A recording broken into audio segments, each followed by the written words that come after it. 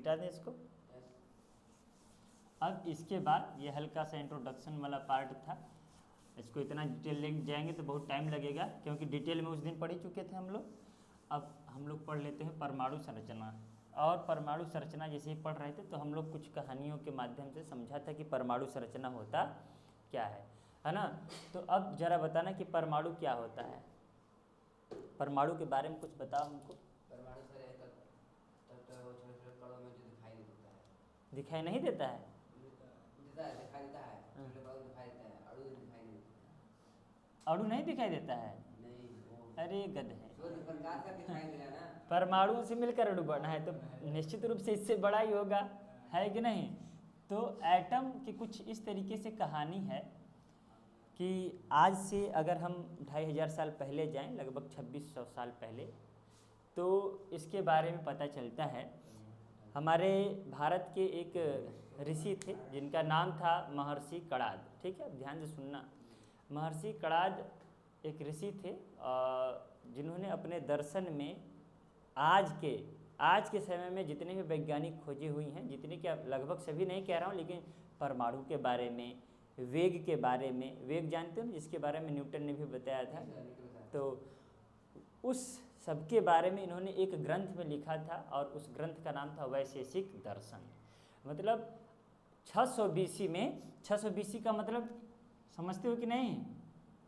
600 BC का मतलब before Christ, ठीक है ना, ईसा मसीह के जन्म से 600 साल पहले, ठीक है ना। 600 BC में महर्षि कणाद आए। महर्षि कणाद क्या कर रहे थे कि ऐसे ही चावल बिन बिन करके खा रहे थे ज़मीन से, है ना। चावल बिन बिन करके खा रहे थे तो उस चावल को फिर क्या करने लगे, तोड़ने लगे। तोड़ तोड़ करके देख रहे थे। एक समय ऐसा है कि वो चावल को तोड़ नहीं पाए, तो उन्होंने यह कहा कि संसार का जितना भी पदार्थ है, जितना भी कण बना हुआ है, जितने भी पदार्थ बने हुए हैं, ये इस छोटे से कण से बने हैं। अर्थात उन्होंने उस चावल का एग्जाम्पल लेकर के कहा कि दुनिया का हर एक पदार्थ सूक्ष्मतम कण से बना है, छोटे कण से बना है, और उस कण का नाम रखो परमाणु। क्या नाम रखे? परमाणु। मेरी बात समझ में आई? और महर्षि कणाद का नाम उस कण को बीन करके खाने की वजह से नाम रख दिया गया कणाद, ठीक है ना। तो याद रहे, महर्षि कणाद ने सर्वप्रथम किसका प्रयोग किया? परमाणु शब्द का। किसका भाई? परमाणु। और यह परमाणु शब्द कहाँ मिलता है? तो महर्षि कणाद के वैशेषिक दर्शन में। ये देखो, हिस्ट्री का पार्ट कभी कभी पूछ देता है, वैशेषिक दर्शन के लेखक कौन है या रचनाकार कौन है? तो वैशेषिक दर्शन में क्या मिलता है? परमाणु शब्द मिलता है। इसके अलावा वेग के नियम को भी मिलता है, संस्कृत में लिखा गया है श्लोक उसके बारे में, ठीक है। तो वैशेषिक दर्शन में इन्होंने परमाणु शब्द का प्रयोग किया और बताया कि यह सबसे छोटा कण है जिससे संसार का हर एक पदार्थ बना हुआ है, ठीक है। अब इसके बाद 600 BC के बाद लगभग 200 BC में यूनान के, हमने कहा ना यूनान के लोग बड़े विद्वान टाइप के होते हैं, तो यूनान के एक, ये देखो भारत के थे, अब हमने क्या कहा में यूनान मतलब वही अरस्तु वाले जगह का, ठीक है ना। यूनान के एक और दार्शनिक थे जिनका नाम था डेमोक्रिटस। क्या नाम था? डेमोक्रिटस। और डेमोक्रिटस क्या करते हैं कि इनके वैशेषिक दर्शन को पढ़ते हैं, ठीक है ना, और पढ़ने के बाद पाते हैं कि ये जो परमाणु शब्द का प्रयोग कर रहे हैं, मतलब ये सबसे छोटा पार्टिकल है। तो ये अपनी भाषा में डेमोक्रिटस ने इस सबसे स्मॉलेस्ट पार्टिकल मतलब जो सबसे छोटा है, इन्होंने कहा स्मॉलेस्ट पार्टिकल क्या है? परमाणु। मतलब इससे छोटा कोई कण संसार में है ही नहीं। समस्त पदार्थ इस स्मॉलेस्ट पार्टिकल से ही मिलकर बना है। और उस स्मॉलेस्ट पार्टिकल का नाम इन्होंने क्या बताया? पार्टिकल का नाम इन्होंने बताया एटॉमियो। क्या नाम बताया? एटॉमियो नाम बताया। इस एटॉमियो से ही क्या बना? एटम बना। क्या बना?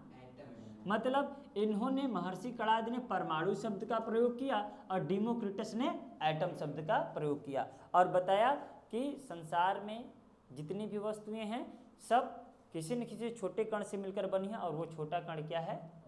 परमाणु है। ठीक है ना, अर्थात एटम और परमाणु दोनों क्या हैं? सेम है। क्लियर हुआ? मतलब इस एटम का, इस एटॉमियो का मतलब था अविभाज्य। अविभाज्य मतलब जो विभाजित ना हो।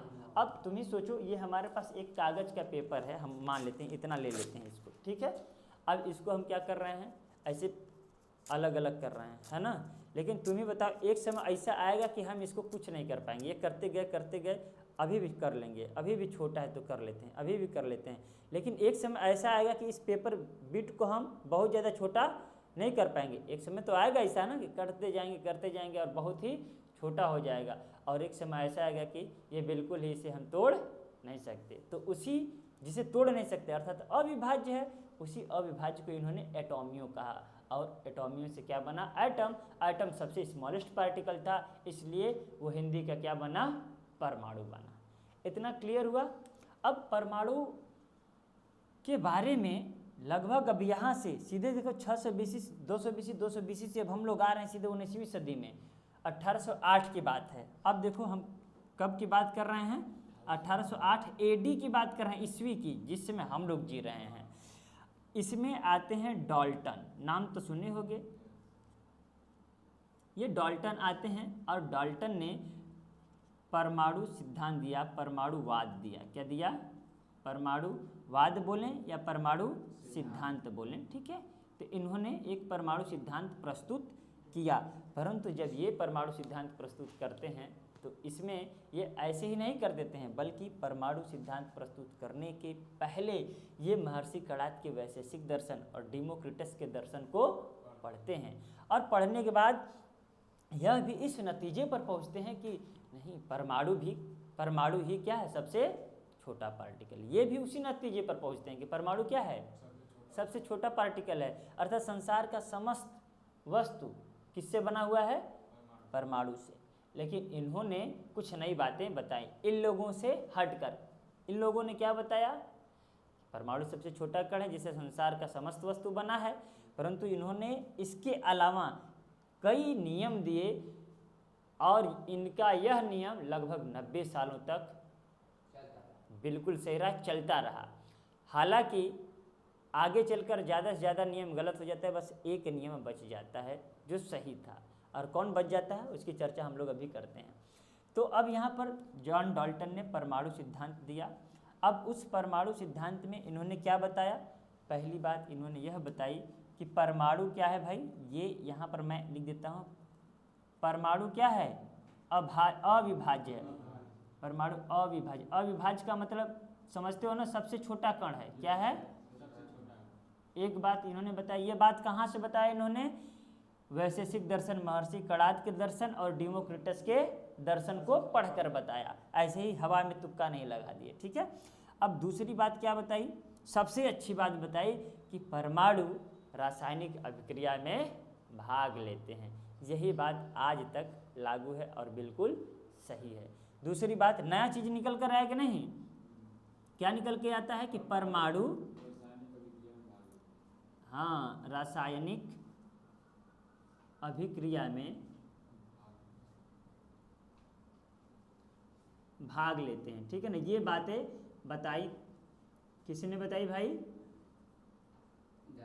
डाल्टन ने। ये बातें अच्छी थी और यही आज तक लागू हो रहा है। हालांकि ये अब इस समय गलत हो गया है कि नहीं? आगे कई बातें बताते हैं। अब तीसरा सुनना, इन्होंने एक और चीज़ बताया कि जितने भी परमाणु हैं, अगर एक जैसे परमाणु हैं, जैसे मैं बात करूं केवल हाइड्रोजन की, ये एक ही जैसा परमाणु है कि नहीं है? एक ही परमाणु है कि नहीं? तो इन्होंने कहा कि एक जैसे परमाणु के जो द्रव्यमान है, मास है, वो सदैव एक जैसा रहेगा, कभी बदलेगा नहीं। समझ में आया? तीसरा नियम इन्होंने क्या दिया कि एक जैसे परमाणु अर्थात समान परमाणुओं के द्रव्यमान संख्या सदैव क्या होंगे? समान होंगे। क्लियर हुआ? अब तीसरी बात के बाद चौथी बात बताते हैं कि अलग अलग परमाणु के द्रव्यमान अलग अलग होते हैं। अब देखो, 1, 2, तीसरा हमने क्या बताया कि एक जैसे परमाणुओं के समान होते हैं और अलग अलग के असमान होते हैं। तो ये इन्होंने क्या, एक समान परमाणु है ना, परमाणु का द्रव्यमान क्या होता है, सदैव समान होता है, इसमें कोई डाउट, समान होता है। अब उसके बाद में अगर भिन्न भिन्न परमाणु हैं, अलग अलग हैं तो हाँ, भिन्न परमाणुओं का द्रव्यमान सदैव क्या होता है, भिन्न भिन्न होता है। लेकिन आज के समय में क्या यह बात सही है? बिल्कुल सही नहीं है, ठीक है ना। क्यों? क्योंकि आज के समय में क्या क्या खोज, समभारिक, समस्थानिक, इन सबों की खोज हो चुकी है। तो अब इन्होंने प्रारंभ में बहुत ही अच्छा सिद्धांत दिया, और जब यह सिद्धांत आया तो इसके बारे में किसी को पता नहीं था, और सभी लोग परमाणु पर ही रिसर्च कर रहे थे। जैसे हमने क्या कहा, जॉन डाल्टन की बात कही है ना, सर जे थॉमसन की बात होती है, गोल्डस्टीन की बात होती है, और यहाँ तक कि आपके रदरफोर्ड की बात होती है, चैडविक की बात, ये सभी के सभी किस में लगे थे, परमाणु के खोज में लगे थे। लेकिन सफलता किसी को नहीं मिलती है। बाद में 1897 का जब समय आता है तब जाकर सर जे थॉमसन को सफलता मिलती है, और उन्होंने एक सबसे छोटा पार्टिकल इलेक्ट्रॉन की खोज की। जब 1897 में इलेक्ट्रॉन की खोज करते हैं तब जाकर के यह मिथ्या दूर हो जाती है कि परमाणु सबसे छोटा कण है। जब परमाणु से इलेक्ट्रॉन निकलता है तो उन्होंने कहा कि तो परमाणु से ही निकल रहा है, इसका मतलब परमाणु से भी छोटा कोई कण होता है, जिसका नाम क्या रखा गया, इलेक्ट्रॉन। समझ में आया? इलेक्ट्रॉन की खोज करेंगे तो चर्चा करेंगे, फिलहाल इतना जल्दी से कॉपी करो फटाफट।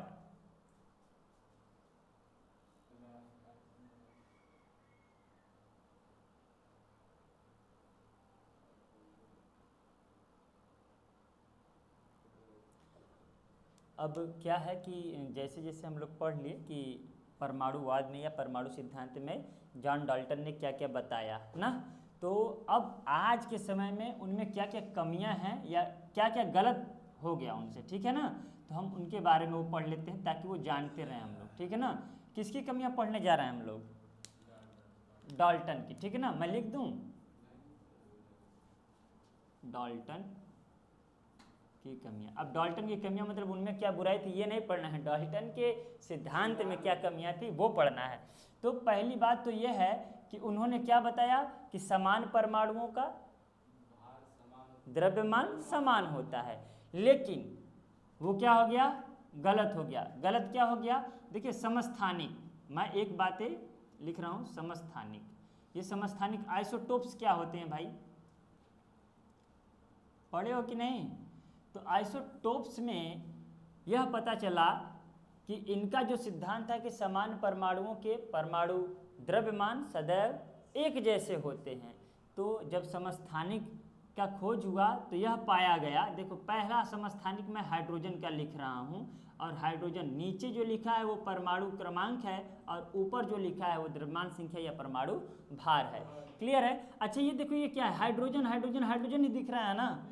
ये एक जैसे परमाणु हैं परंतु इनका परमाणु द्रव्यमान क्या है, अलग अलग है। तो ये बताओ इनका पहला वाला जो नियम था, पहला वाला नियम नहीं, मतलब पहला तो ये था कि परमाणु अविभाज्य है ना, मतलब मैं उसकी बात कर रहा हूँ तीसरे वाले की, कि एक जैसे परमाणुओं की द्रव्यमान संख्या सदैव एक जैसा होता है। तो यहाँ पर एक जैसा है क्या, नहीं। मतलब अपने नोट्स में तुम लोग लिख लेना कि समस्थानिकों की खोज हो जाने के बाद डाल्टन का यह नियम गलत हो जाता है कि समान परमाणु के द्रव्यमान समान होते हैं। मेरी बात समझ में आई? दूसरा, अब उसके बाद में जो चौथा नियम था उनका, वो चौथा भी गलत हो जाता है। क्यों गलत हो जाता है? जब समभारिक का खोज हो जाता है। क्या? समभारिक, आइसोबार्स। अब ये ध्यान देना आइसोबार्स क्या है, तो हम अभी दिखा रहे हैं क्या है, पोटेशियम है। पोटेशियम का क्या होता है 19, और इसका एक समस्थानिक होता है 40, ठीक है ना। 39 होता है बेसिक वाला, ये मैं समस्थानिक की बात कर रहा हूँ। तो इसका क्या है 40 होता है। अब यहाँ समभारिक है, तो यहाँ पर एक चीज़ और देखते हैं, कैल्शियम का 20 होता है और इसका 40 होता है। तो हमने क्या देखा, ये दोनों अलग अलग है कि नहीं है? दोनों अलग अलग होने के बावजूद ये दोनों क्या है, द्रव्यमान समान है। अर्थात उन्होंने जो चौथा नियम बताया कि भिन्न भिन्न परमाणुओं का द्रव्यमान सदैव भिन्न भिन्न होता है या असमान होता है, तो यहाँ पर हम देख क्या पा रहे हैं कि एक समान देख पा रहे हैं, है ना। तो यहाँ पर उनका वो वाला भी नियम क्या हो गया, गलत। मैं बस एग्जाम्पल के रूप में इनकी कमियाँ क्या थी वो बता रहा हूँ। बाद में जब समस्थानिक बताऊँगा तो ढेर सारे समस्थानिक लिखवा दूंगा, ढेर सारे संभारिक भी बता दूंगा, ठीक है। अब जो पहला वाला इन्होंने नियम दिया था कि परमाणु क्या है, अविभाज्य है, तो क्या पता चला, परमाणु क्या है भाई, विभाज्य है।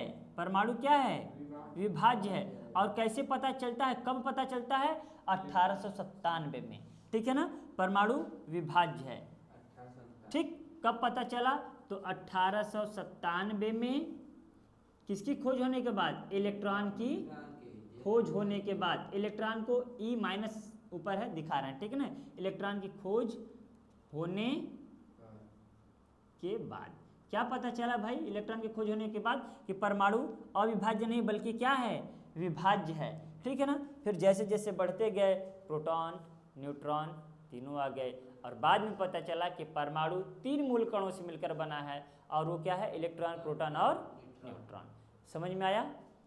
तो डाल्टन की क्या कमियां थी, समझ में आया, या फिर लिखवाना पड़ेगा बोल करके, हो जाएगा ना, अपने से भी बना कर लिख सकते हैं कि डाल्टन के अनुसार एक जैसे परमाणु का अर्थात समान परमाणुओं का द्रव्यमान अलग एक जैसा होता है, तो समस्थानिक की खोज हो जाने के बाद उनका यह नियम गलत हो गया।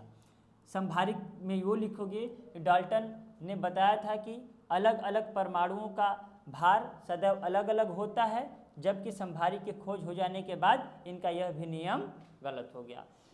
डाल्टन ने बताया कि परमाणु अविभाज्य है, परंतु इलेक्ट्रॉन की खोज हो जाने के बाद परमाणु विभाज्य है, यह भी पता चलता है, अतः उनका यह भी नियम क्या है, गलत है। इनका एक नियम ही सही रह गया, वो क्या है कि परमाणु किसमें भाग लेते हैं, परमाणु रासायनिक अभिक्रिया में भाग लेते हैं। किसमें, रासायनिक अभिक्रिया में, अभिक्रिया में भाग लेते हैं, ठीक है ना। ये वाली बात जो है कि सत्य थी इनकी, ये वाली बात क्या थी, सत्य थी, बाकी सब के सब गलत। समझ में आया। और अब देखना जरा, हमने क्या बताया था कि परमाणु जब केमिस्ट्री शुरुआत कर रहा था तो ये बताया था कि जनक क्यों कहते हैं, किसको, लेवासिए को। उन्होंने कहा द्रव्यमान संरक्षण का नियम दिया था, है ना। द्रव्यमान संरक्षण का नियम क्या है, वो एक छोटा सा एग्जाम्पल्स में बता देता हूँ, फिर आते हैं शॉर्टकट में। इलेक्ट्रॉन की खोज करता, प्रोटॉन की खोज करता और न्यूट्रॉन की खोज करता। क्लियर है, मिटाऊं इसको। अब देखो द्रव्यमान संरक्षण का नियम क्या है, मैं बस बोल दे रहा हूँ, मिटा दूँ ना। तो ये देखो द्रव्यमान संरक्षण क्या है, एक बार देख लेना, बस थोड़ा सा समझ में आ जाएगा। द्रव्यमान संरक्षण का नियम, इन्होंने ये बताया कि अभिकारक, अभिकारक समझते हो, अभिकारक और उत्पाद, रिएक्टेंट एंड प्रोडक्ट। तो इधर मैं जो लिख रहा हूँ ये है अभिकारक, और इधर जो लिख रहा हूँ ये क्या है, उत्पाद। मेरी बात समझ में आई। तो इन्होंने बताया कि अभिकारक का कुल द्रव्यमान उत्पाद के कुल द्रव्यमान के बराबर होता है। मतलब अभिकारक में जो भी अभिकर्मक है, क्रिया करने के बाद, रासायनिक अभिक्रिया होने के बाद इनका कोई भी द्रव्यमान क्षय नहीं होता है, नुकसान नहीं होता है। अगर हम मान लेते हैं कि ए और बी दोनों मिलाकर के 15 ग्राम हैं, मान लेते हैं, तो ये जो उत्पाद बनेगा वो भी कितना बनेगा, 15 ग्राम, दोनों बराबर है ना। तो इसी को कहा गया द्रव्यमान संरक्षण का नियम। क्या इसमें कोई भी द्रव्यमान समाप्त हुआ, नहीं, इसीलिए एक और नाम से इसको जानते हैं, और वो नाम क्या है, द्रव्य अविनाशिता का नियम। अविनाशिता का नियम। ये बताओ क्या नाश हो गया है, नहीं हुआ है, बिल्कुल जो है वही है। तो इसीलिए इसे क्या बोला गया, अविनाशिता का नियम। और यह नियम किसने दिया था, लेवासिए ने। बताया हो ना अभी, लेवासिए, ठीक है ना। चलो एक एग्जाम्पल ले लेते हैं ऐसे, H2 और O2 मिलकर क्या बनाते हैं, H2O, है ना। बैलेंस पहले कर लेते हैं, कितने H हैं 2, कितने O हैं, तो यहाँ पर 2 से गुणा कर दूँ, O क्लियर हो गया, यहाँ से 2 गुणा कर दूँ, ये देखो 4 हाइड्रोजन 2 ऑक्सीजन और 2 ऑक्सीजन, क्लियर है ना। अब हम करके देखते हैं, हाइड्रोजन का परमाणु भार कितना होता है, 1, तो हाइड्रोजन कितनी बार है भाई, 4 बार है, तो 4 से गुणा कर देता हूँ, ठीक है ना, ये 4 यूनिट हो गया। मेरी बात समझ में आ रही है। ऑक्सीजन का कितना होता है 16, ये कितनी बार है, तो कितना हो गया 32 यूनिट, क्लियर है। ये देखो 2 है, ब्रैकेट्स में हाइड्रोजन कितना है, मैं 2 बाहर निकाल दिया हूँ तो 2 है, तो मैं लिख देता हूँ 1 गुणे 2, क्लियर है, प्लस इसका 16 होता है, पता है ना। अच्छा 2 1 कम, 2 16 2 18, 2 गुणे 18, हाई देखो 32 4 36 यूनिट, दोनों को मिलाकर समझ में आया। और ये इधर 18 दूनी 36 यूनिट, दोनों बराबर आया कि नहीं आया, रासायनिक रूप से भी देख लिए हम, बराबर आया। अतः इन्होंने जो नियम दिया वो बिल्कुल क्या दिया था, सही दिया था। आज कुछ गैसेस स्टेट पर ही इनका नियम गलत होता है, अदरवाइज आज भी यह नियम क्या है, बिल्कुल सही है। मेरी बात समझ में आई है। सर अब कोई पूछ देगा कि ये कहाँ से आप लिख रहे हैं, तो ये हमें याद करना होगा। तो हमने याद करवा दिया था कि आप शुरू के कम से कम 20, कम से कम 20, फिर आगे 30 तक, कितना, hydrogen, helium, lithium, beryllium, boron, carbon, हाँ अच्छा, फ्लोरीन कहाँ चला गया, बाजार करने, हाँ हाँ आगे बोलो, एल्यूमिनियम, सिलिकॉन, फास्फोरस, है ना, ऐसे करके है। मैं 20 तक लिख ही देता हूँ, है कि नहीं। फिर सल्फर, क्लोरीन, आर्गन, पोटेशियम और कैल्शियम, ये 20 तक है ना। लेकिन इसे क्रम से याद रखना, क्रम से याद रखोगे तो एक फ़ायदा होगा कि तुम्हें ये जो परमाणु भार या द्रव्यमान संख्या वो याद करने की आवश्यकता नहीं पड़ेगी। हम लोग जैसे याद किए थे, शायद तुम लोगों को सही लगे या नहीं, हम लोग ऐसे याद रखे थे, के से क आता है ना, तो एच से ह, एच से ही, ऐसे करके ह ही ली बे ब क न ओ फ नी, एक लाइन में 10 याद हो गया, ह ही ली बे कन ओ फ नी। फिर उसके बाद में ना मग अल सी प स कल, हो गया, अरे कक्का, देखो 20 तक याद हो गया कि नहीं। लेकिन इसको 5 से 6 बार बोल लोगे तो याद हो जाएगा, नहीं बोलोगे तो दिक्कत होगा, है कि नहीं। ह हिलिबेब कनोफनी, नामक अल सिपस्कल, अरे कक्का, है कि नहीं। तो यहाँ अगर नहीं याद है तो ऐसे ही याद करो, hydrogen, helium, lithium, beryllium, boron, carbon, nitrogen, oxygen, fluorine, neon, है ना। ऐसे करके भी याद रखोगे तो क्रम से याद रखोगे तो तुम्हें क्या कोई दिक्कत नहीं है। जो सम संख्या में आएगा, जो सम संख्या में आएगा उसका क्या कर दोगे, दुगना। यहाँ लिखा जाता है, अब मैं यहाँ लिख देता हूँ क्योंकि हमारे पास जगह नहीं है। इसका परमाणु भार कितना है भाई, 4। हाइड्रोजन का सदैव 1 होता है, पता ही है।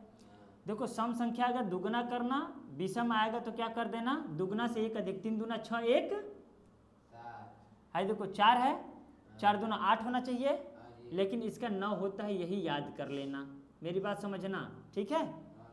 अब ये देखो बोरान का 5 होता है तो विषम है ना, 5 दूना 10, 1 11। ये देखो 6 है, कार्बन सम संख्या है तो क्या होगा, दुगना हो जाएगा 12। ये देखो 7 दूना 14, 15 होना चाहिए, लेकिन होता है 14, इसको भी याद कर लेना। समझ में आया। अब मैं केवल लिख दे रहा हूँ, तुम्हें बाकी संभाल लेना है, इसको याद रख लेना। ये 17 है लेकिन होता है 35.5, क्लियर है। और तुम्हें आर्गन का क्या करना है, 18, इसको याद रख लेना, ये होता है 40, ठीक है। बाकी एक बात ध्यान से सुन लेना मेरी बात, कि जितना स्टार लगाए हैं उसको याद रख लो, बाकी अपने से करो। ये गिनती तुम्हें आती है ना, 7 के बाद 8, 8 के बाद 9, तो देखो 8 है तो क्या हो जाएगा 16, 9 है तो 9 दूनी 18, 1 सम संख्या में दुगना करना और विषम संख्या में 1 जोड़ देना है। समझ में आया, दुगना करके 1 जोड़ देना। तो मैं नहीं लिखवा रहा हूँ। अब देखो ये जो निकाला हूँ मैं, एक और निकाल करके दे रहा हूँ, इससे लाभ क्या है। जैसे ये हमारे पास बोलो क्या है, अमोनिया, क्या है, ये क्या है, अमोनियम क्लोराइड, क्या है, अमोनियम क्लोराइड, इसका परमाणविक द्रव्यमान या अणुभार या मोलर द्रव्यमान। क्या हमने कहा? मोलर द्रव्यमान। कैसे निकालोगे? तो ये देखो नाइट्रोजन का कितना होता है द्रव्यमान? नाइट्रोजन का है द्रव्यमान 14। तो लिखोगे 14। मेरी बात समझ में आई? नाइट्रोजन कितनी बार है? 14 बार। अरे गधे कै बार है? एक बार है ना, तो 14 बस लिखा हूँ। अगर 2 बार था 2 से गुणा करता। प्लस हाइड्रोजन कितनी बार है? 3 बार। हाइड्रोजन का होता कितना है? 1 बार। तो हम 3 गुणे 1 लिख दें। समझ में आया कि नहीं भाई? ये 3 बार है तो 3 से गुणा किए। और देखो 3 एक कम, 3 और 14 में 3 जोड़ोगे कितना आ जाएगा? 17। मतलब कि 17 यूनिट इसका क्या आ गया? भार आ गया, द्रव्यमान आ गया, या यूँ कहें मोलर द्रव्यमान आ गया या अणुभार। समझ में आया कि नहीं आया? आया ना। अब यहाँ पर इसी तरीके से निकालना, तो 14 + 4 इसका कितना होता है? तो इसका देख लो 35.5 जोड़ दोगे आ जाएगा, तो निकालने आ जाएगा। तो उसी की तरीके से हमने ये चीज़ किया, तो दोनों तरफ बराबर आया, तो द्रव्यमान संरक्षण का नियम लगा कि नहीं लगा? क्लियर हो गया इतना? अब हम लोग पढ़ेंगे इलेक्ट्रॉन की खोज, प्रोटॉन की खोज और न्यूट्रॉन की खोज। हाँ, कॉपी करो इसको। 20 का जरूरत नहीं पड़ा। ठीक है, इसको पहले लिखो, फिर आगे बात करते हैं हम लोग।